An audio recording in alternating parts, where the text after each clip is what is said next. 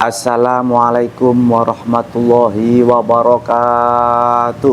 Waalaikumsalam warahmatullahi wabarakatuh. Alhamdulillah, assalatu wassalamu ala rasulillah Sayyidina Muhammadin abdillah wa ala alihi wa sahbihi wa mawalah. La hawla wa la quwata illa billah, amma ba'dah. Adik-adik santri Yayasan Pesantren Bismillah Mustaqim yang saya cintai, hadirin wal hadirat rahimakumullah. Alhamdulillah, pada sore hari ini memasuki bulan Ramadan ke-17, insya Allah kita akan memperingati nuzulul Quran. Di dalam Al-Quran ini ada 114 surat, ya. Namun ada satu surat yang selalu dibaca Rasulullah SAW bersama dengan para sahabatnya di akhir majelisnya. Rasulullah SAW membaca surat ini di akhir majelisnya untuk mengingatkan kita umatnya agar menjadi orang yang sukses bahagia dunia akhirat dan terhindar dari kerugian. Bahkan Imam Syafi'i mengatakan, hadhi surah lauma anzalallahu hujjatan ala khalqihi illa hiya lakafatahum. Surat ini andaikan menjadi satu-satunya hujah manusia, maka itu sudah mencukupinya. Lantas surat apakah itu sehingga satu surat bisa menjadi satu-satunya hujah manusia? Surat itu yaitu surat Al-Asri ayat 1-3. Allah berfirman, Bismillahirrahmanirrahim, wal asri innal insana lafi khusrin illal ladzina amanu wa amilus sholihati wa tawasaw bil haqqi wa tawasaw bis sabr. Yang artinya wal asri, demi masa. Apa sih masa itu? Masa adalah waktu. Waktu yang paling pendek adalah detik. Detik menjadi menit. Menit menjadi jam. Jam menjadi hari. Hari menjadi minggu. Minggu menjadi bulan. Bulan menjadi tahun. Tahun menjadi windu, ya. Windu menjadi abad. Abad menjadi apa? Milenium. Satu milenium 1000 tahun. Jadi ternyata masa itu khalidina fiha abadan, selamanya, tidak ada habisnya. Adapun masa manusia di dunia ini, ya, lahir menjadi bayi. Bayi menjadi anak-anak. Anak-anak menjadi remaja. Remaja menjadi dewasa. Dewasa menjadi orang tua. Orang tua menjadi lansia, kakek nenek. Lansia menjadi meninggal dunia. Apakah ketika meninggal dunia masa berhenti? Tidak. Masa terus berjalan khalidina fiha abad, selamanya. Karena itu dalam Al-Quran kita dikenalkan oleh Allah ada 5 masa yang dilalui manusia. Masa pertama yaitu masa alam roh. Masa di mana manusia belum diciptakan jasadnya, masih berupa roh. Dalam surat Al-A'raf ayat 172 Allah berfirman, alastu birabbikum qalu bala syahidna. Ketika di alam roh kita semua dikumpulkan oleh Allah. Dijanji oleh Allah, alastu birabbikum, apakah engkau mengakui aku sebagai Tuhanmu? Semua roh menjawab, qalu bala syahidna. Ya, aku mengakui engkau adalah Tuhanku. Ya. Namun karena lingkungannya, dulu ketika ditanyai qalu bala ya, syahidna, ya. Namun karena lingkungan waya jawabe qalu bala malih qalu. Uang haram qalu, ya. Uang negara qalu, duitnya kancane qalu, balanya hilang. Karena apa? Lingkungannya. Makanya Rasulullah SAW sabda, kullu mauludin yuladu ala fitrah fa abawahu yuhawidanihi au yunasfironihi au yumajjisanihi. Setiap anak dilahirkan dalam keadaan fitrah suci, sehingga orang tuanya lah yang menjadikan dia majusi, nasrani maupun Yahudi. Mengapa suci? Karena dulu kita pernah dijanji oleh Allah di alam roh. Setelah di alam roh, manusia di alam nomor 2, yaitu alam kandungan. Alam di mana manusia tidak bisa beramal, namun bisa diamali oleh ibu kita. Kalau ibu kita makan minum, maka kita dapat asupan makan minum. Kalau ibu kita tidak makan minum, maka kita tidak dapat asupan makan minum. Dan di alam kandungan tidak lama, kebanyakan manusia 9 bulan 10 hari Ada yang 7 bulan karena prematur ya. Namun kebanyakan manusia 9 bulan 10 hari. Setelah di alam kandungan, manusia di alam nomor 3, yaitu alam dunia. Alam di mana manusia tempat untuk beramal. Ad-dunya mazra'atul akhirah. Dunia adalah tempat beramal untuk akhirat. Dan di dunia juga tidak lama. Rasulullah SAW sabda, a'maru ummati sittina ila sab'ina sanatan wa aqalluhum yajuzu dzalik. Kata Rasulullah, umur umatku itu 60 sampai 70 tahun, dan sedikit dari mereka yang lebih dari hal itu. Karenanya orang Jawa mengatakan 60 itu dengan kata swidak ya, yang artinya sejati itu wis ape tindak. Nah, makanya di dalam filosofi Jawa itu yang ada yang berbeda dengan Indonesia, itu ada filosofinya. Nah, contohnya 20 itu sama dengan 20. Yang beda selikur. Mengapa kok selikur? Nah, selikur itu seneng lingguh neng kursi. Filosofi orang Jawa, wis umur selikur wis kudu nyambut gawe, seneng lingguh neng kursi. Selikur, 22, 23, 24, selawe ya. Selawe kok gak 25. Nah, selawe itu filosofinya seneng lanang wedok. Wis umur selawe supaya menikah. Mari ngono yang beda lagi seket. Seket itu seneng ketonan, seneng songkoan. Lek wis umur seket wis kudunya seneng ibadah. Nah, baru swidak sejatine wis ape tindak, yaitu tindak marang ngersane Gusti Allah. Swidak ini adalah kata Rasulullah usia umat Nabi Muhammad. Berbeda umat terdahulu, Nabi Musa, Nabi Isa, bahkan Nabi Sulaiman, usianya ratusan tahun. Namun umat Muhammad ini hanya 60 sampai 70 tahun, dan sedikit dari mereka yang lebih dari hal itu. Ya. Setelah di alam dunia, manusia di alam nomor 4, yaitu alam dunia. Alam apa? Alam barzah. Setelah di alam dunia, alam barzah, alam kubur, alam di mana manusia tidak bisa beramal, namun bisa diamali oleh orang lain, oleh lainnya.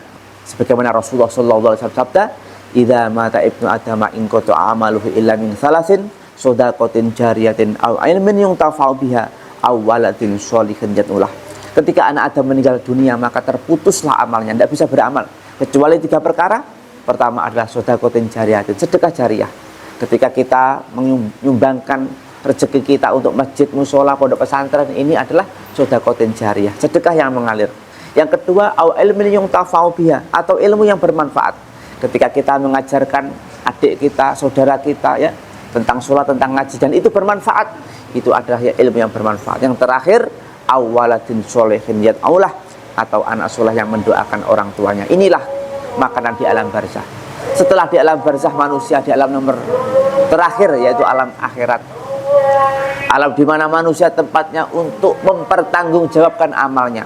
Ya, jika punya iman maka masuk surga, jika tidak punya iman maka masuk neraka, dan itu di dalam Al-Quran diterangkan khalidina fiha abadan, selamanya. Jadi masa di sini selamanya. Di samping masa itu selamanya, masa itu majunya ke depan, bukan ke belakang.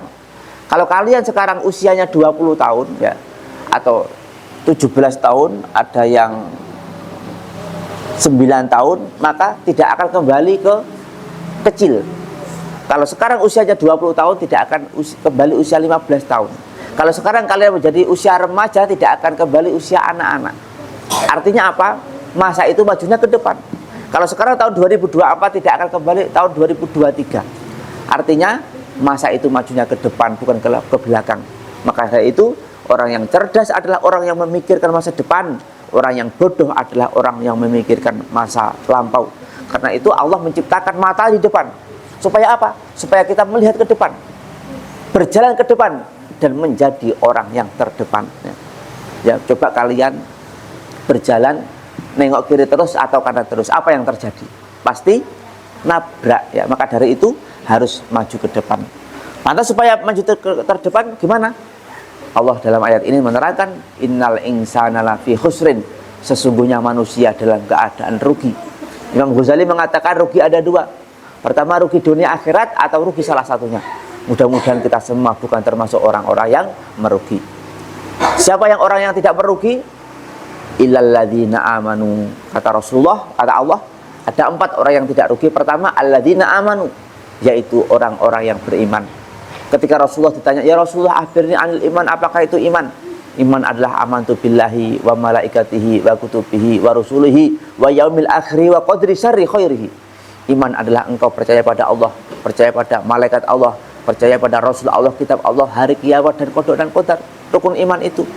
Al imanu wa yazidu wa yanqus. Iman itu kadang naik, kadang turun. Ketika di majelis ilmu seperti ini, imannya naik. Namun ketika di luar majelis ilmu, imannya turun. Karena itu orang Islam wajib mencari ilmu supaya imannya naik. Rasulullah SAW sabda, "Thalabul ilmi fardhatun ala kulli muslimin wa muslimatin." Mencari ilmu itu wajib bagi orang Islam laki-laki dan perempuan. Wa qala aidan thalabul ilmi minal mahdi ilal lahdi. Mencari ilmu itu mulai dari buayan hingga liang lahat atau mati. Jadi orang Islam itu wajib mencari ilmu, tidak pandang bulu, tidak pandang waktu. Meskipun orangnya sudah tuwek, elek, ngerowek, giginya entek, melakunya ndeyek-ndeyek, balung wis podo ceklek, asal belum matek, itu masih wajib mencari ilmu. Maka dari itu mencari ilmu itu wajib. Bahkan Rasulullah SAW memberikan jaminan kepada orang yang mencari ilmu itu, orang yang berjalan saja mencari ilmu dijamin oleh Rasulullah dimudahkan menuju surganya Allah Subhanahu wa taala. Sebagaimana Rasulullah SAW bersabda, "Man salaka yatlubu fi ilman, salakallahu bihi thariqan ilal jannah." Barang siapa yang berjalan untuk mencari ilmu, maka Allah memudahkan jalannya menuju surganya. Mudah-mudahan perjalanan kalian semua di sini dalam rangka talabul ilmi termasuk perjalanan yang dimudahkan menuju surganya Allah Subhanahu wa taala. Amin ya rabbal alamin. Pertama, iman. Yang kedua adalah wa amilus sholihat, amal yang kualitas, amal yang baik, baik itu amal kepada Allah maupun amal kepada manusia.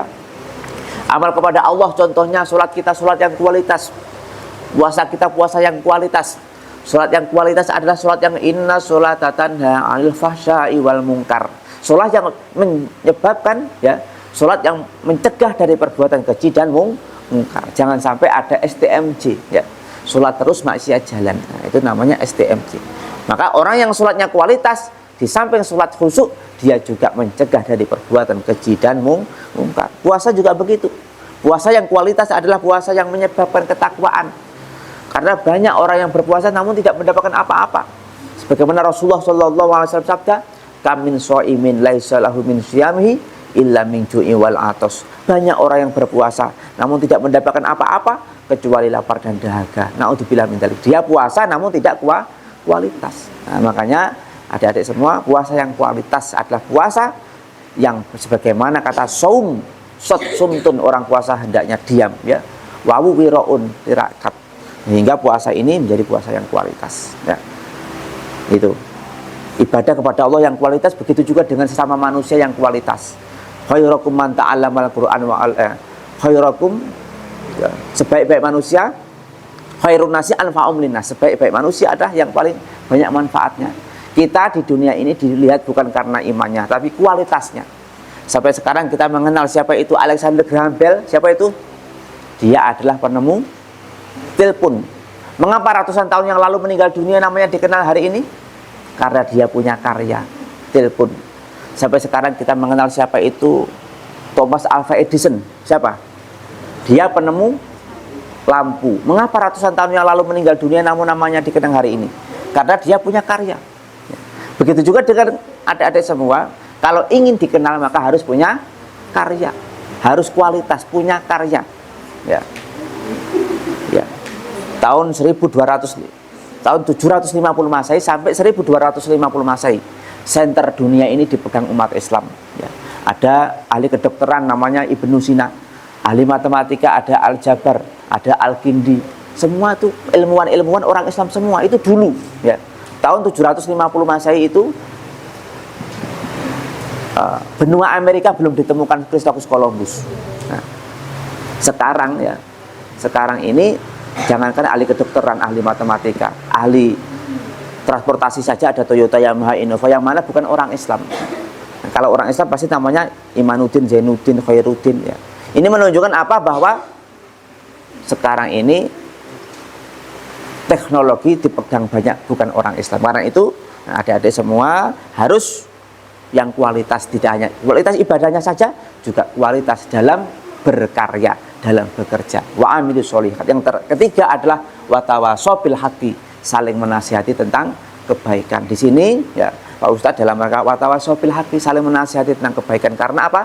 Al insan makhalul khata' wa nisyan. Manusia adalah tempatnya salah dan lupa.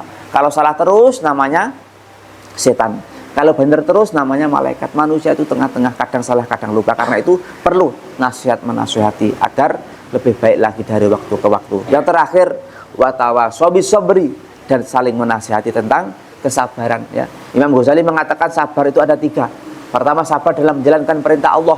Kedua, sabar dalam menjauhi larangan Allah. Yang ketiga, sabar dalam menghadapi musibah ya. Karena di dunia ini adalah tempatnya musibah, sebagaimana Allah berfirman dalam Al-Qur'an, wala nabluwannakum bisyai'im minal khaufi wal ju'i wa naqsin minal amwali wal anfusi wath thamarat wa basyiris sabirin. Dan sungguh pasti aku berikan kalian dengan sedikit cobaan, ketakutan, kelaparan, kekurangan harta jiwa dan buah-buahan, dan berilah berita gembira kepada orang-orang yang sabar. Sabar itu tidak ada batasnya ya. Kalau ada batasnya namanya wilayah. Wilayah itu sebesar-besarnya wilayah itu ada batasnya. Wilayah Indonesia, wilayah Singapura, wilayah Surabaya, Sidoarjo itu ada batasnya. Namun kalau sabar itu tanpa batas, sehingga pahala sabar juga tanpa batas. Orang yang sabar bersama dengan Allah. Allah berfirman, innallaha ma'as sabirin, sesungguhnya Allah menyertai orang-orang yang sabar. Jadi ada 4 poin bagaimana kita menghadapi masa. Yang pertama, iman kita yang kuat.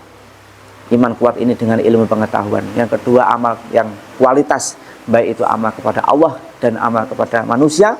Yang ketiga, saling menasihati tentang kebaikan. Yang keempat adalah saling menasihati tentang kesabaran. Jika 4 poin ini kita lakukan, maka kita dapat menguasai masa.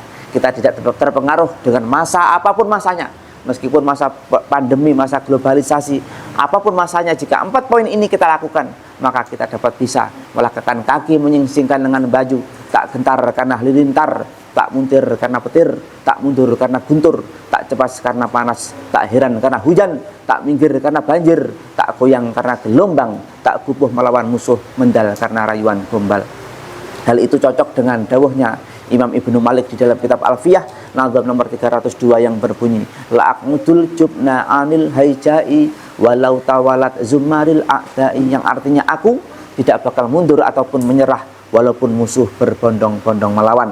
Mudah-mudahan kita semua menjadi orang yang sukses bahagia dunia akhirat, dapat mengaplikasikan intisari ayat Al-Asri ini, yaitu pertama iman kita yang kuat, amal yang kualitas, saling menasihati tentang kebaikan, dan saling menasihati tentang kesabaran. Jika 4 poin ini kita lakukan, maka kita menjadi orang yang sukses bahagia dunia akhirat dan terhindar dari kerugian. Amin amin ya rabbal alamin. Kiranya demikian yang dapat disampaikan. Mohon maaf apabila ada kekurangan. Wallahul muwaffiq ila aqwamit thoriq. Wassalamualaikum warahmatullahi wabarakatuh. Waalaikumsalam warahmatullahi wabarakatuh.